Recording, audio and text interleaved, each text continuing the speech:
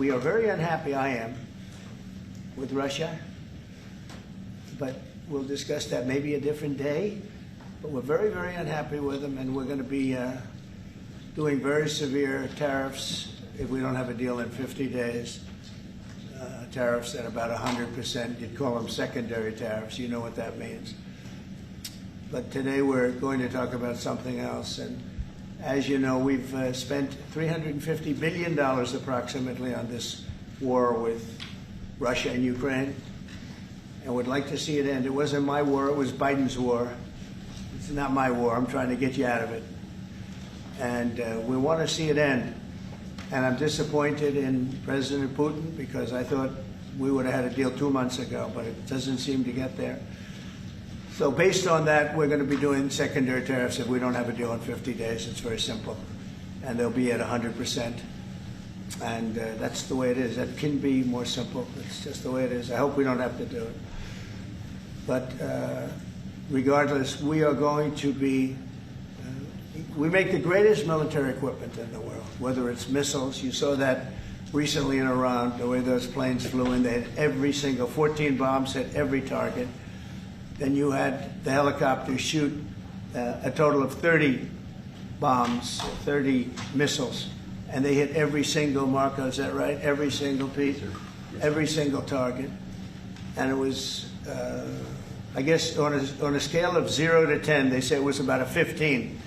That's how successful it was. That's how lethal it was, a word they like to use nowadays. But it was an amazing, well-organized attack that people in this country wanted to do for 24 years. You know, when we had the pilots in last week, they were saying, sir, we've been practicing this for 24 years, meaning people, not them, but other people that are a little older now.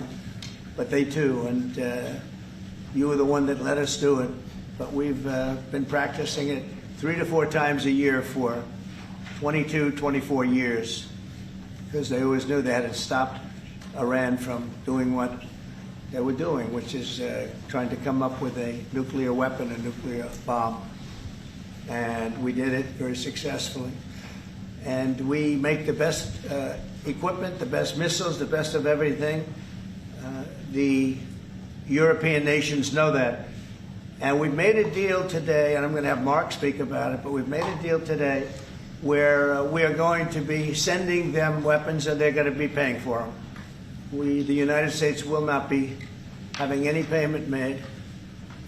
We're not buying it, but we will manufacture it and they're going to be paying for it. Our last meeting of a month ago was very successful in that they agreed to 5%, which is more than $1 trillion a year, so they have a lot of money. And these are wealthy nations. They have a lot of money and they want to do it. They feel very strongly about it, and we feel strongly about it too. But we're in for a lot of money and we don't want to do it anymore.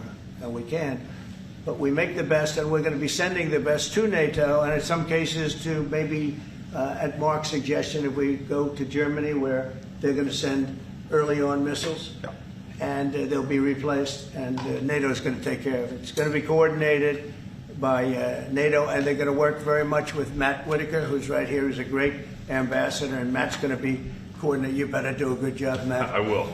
But Matt's going to coordinate. He's a very talented guy. He's going to coordinate everything. So in a nutshell, we're going to make top-of-the-line weapons, and they'll be sent to NATO.